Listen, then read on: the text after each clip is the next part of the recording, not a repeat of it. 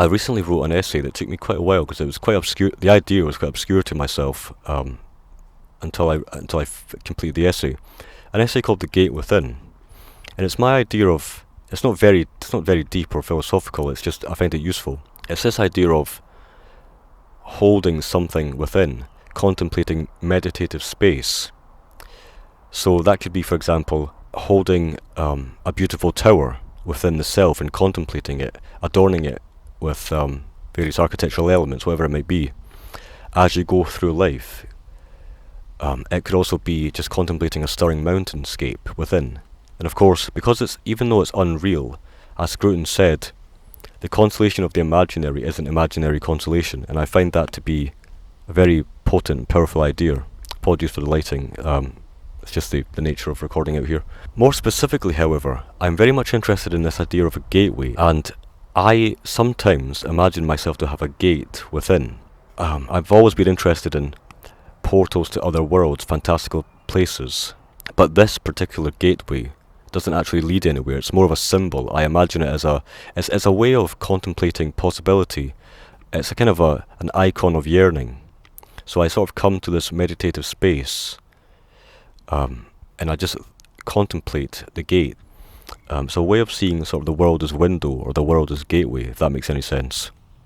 So this is just an idea that I've had, and it kind of relates to symbolism and representation. Things like just the idea of what imaginary things can do, sort of to guard against the two main negative aspects that I often see in the world, which is, I guess, the categories, which are ecological degradation, ecological ugliness, and architectural ugliness as well, so the man-made and sort of natural. So that was really just to set the scene. The main thing I want to actually talk about is virtual spaces, video games in particular, and my quite complex relationship with video games. And I want to just I'll begin with a very specific case study, then try to broaden it out. So I recently played a video game called The Longing. It's actually one of the first video games I played in a very long time. In fact, now that I think about it, The Longing I played in 2020, so in fact it was the last game I played. I just happened to have restarted the game 2 years later. And this game is a perfect encapsulation of my ideas of meditative spaces and emulating a character's thought processes. So in this game, you play a character called a Shade, who is simply, he's tasked with waiting for his king to awaken from slumber, and essentially the only goal you have in the game is to wander a seemingly infinite cave system. I find it fascinating because I have a very complex relationship with video games. I admittedly have sometimes a negative perception of games. Although I wrote an essay on MMORPGs of virtual worlds and sort of social experiments and finding ecocentrism through engaging with massively multiplayer online role-playing games, I myself don't actually play games. I don't really consider myself to be a player of games. However, I can also see the benefits of them. And The Longing is a great example of a type of game, of a kind of art project that helps you in some way. It's not just kind of a dopamine generator. It's not just a very popular shooter game that has no purpose other than to be pure sort of entertainment. I don't want to be too disparaging, because when I was a lot younger I used to play those types of games. So just like books, just like being immersed in a book, games can obviously provide the same benefits. They can increase your well-being, they can develop your art of noticing. Especially for a game like The Longing, where all you're doing is noticing and wandering around and contemplating things. So I've been thinking, just simply playing The Longing, having that be my first game for a very long time, I should perhaps play more games. I should think of them less as time-wasting entertainment, as opposed to just another way of being engaged with space, being engaged with beauty. And I think I'm fascinated by the idea of things beyond the given. Just because it's a game doesn't mean that it's any more or less valuable than a book. Being immersed in a book, it is what it is. It's another. Everything has its pros and cons, obviously. And I've had various arguments and debates about games and their benefits and why I don't particularly find them fun. And I have to admit, I don't often get along with games, because I find that pressing buttons and doing kind of arbitrary obstacles to be a bit of a hindrance sometimes. Um, I always wanted to get to the narrative of the game. I wanted to proceed and progress in the story. That's why I've always been more interested in narrative. But just in the past couple of years, I really have become more interested in ideas of space and location, and I really think that games can actually provide more benefits than simply books, because of course a book is just text. But of course they all have their parts to play. I do find it strange, however, that rather unfortunate even, that to read as many books as possible isn't a bad thing. But when you say to someone that you play games constantly, it doesn't really, even if they are of the type of category of game that the longing would fit into, it just doesn't seem to be something that you can really be proud of. I think that's actually part of the reason I have never really played that many games. I don't. It's a strange thing. I think it's really more to do with myself and my perception. It's a kind of a flaw of mine, I think, where I don't really view games as being as valuable because they're just games.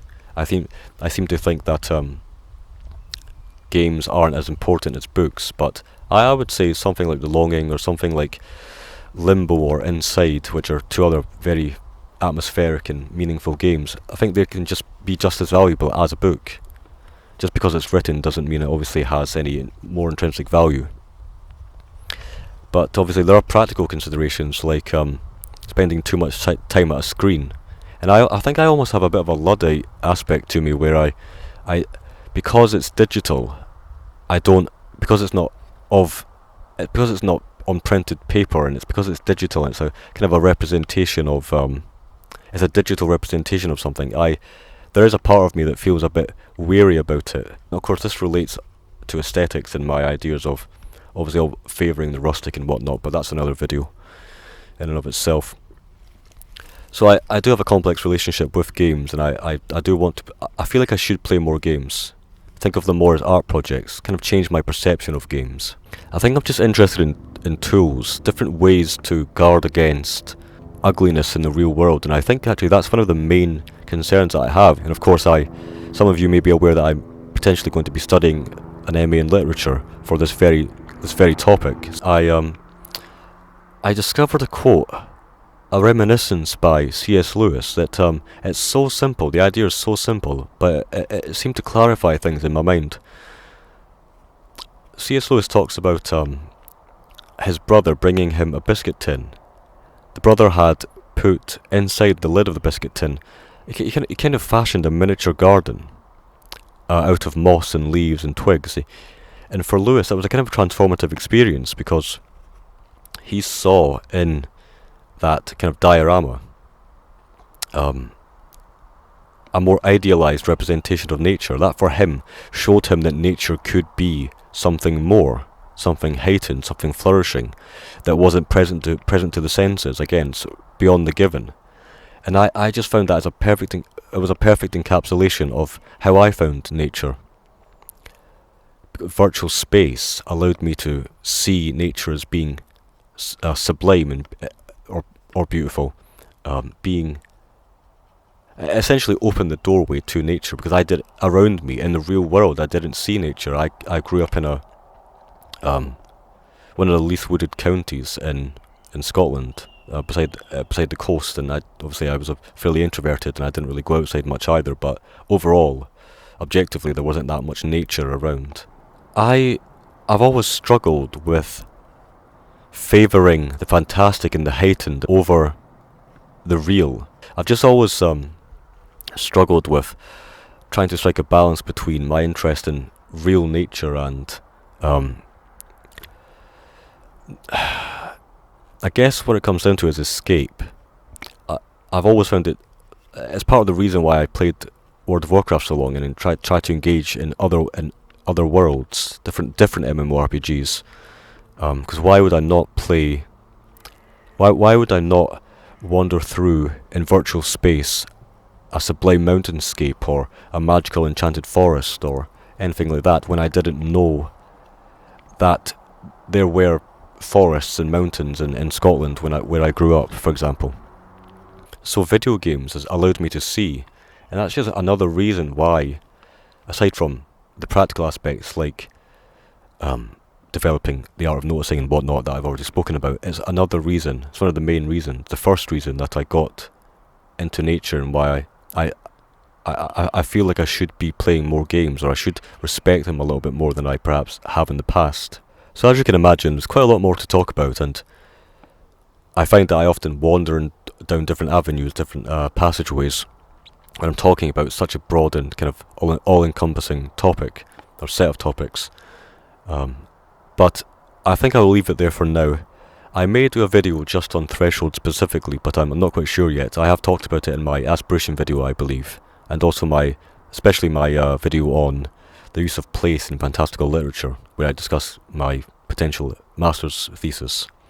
So hopefully you enjoyed that, hopefully you got something from it. Again, it's just been nice to just be out here and talk about things that I enjoy and value, especially in these times. So thanks for watching, everyone. Until next time.